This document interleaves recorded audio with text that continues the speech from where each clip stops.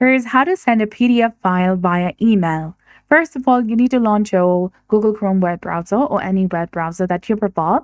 Then after, go to mail.google.com and log into your specific account. Now select Compose in the top left corner of your screen, and this will open a new window.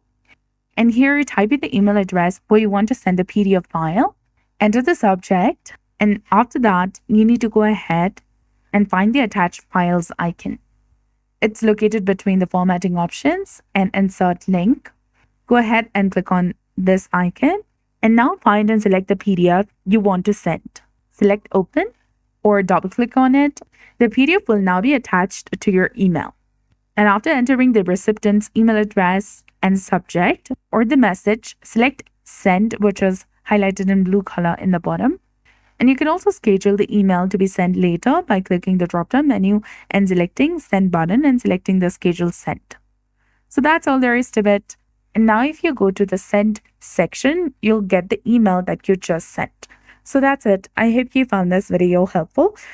If you did, please like, share, and subscribe. Thanks for watching.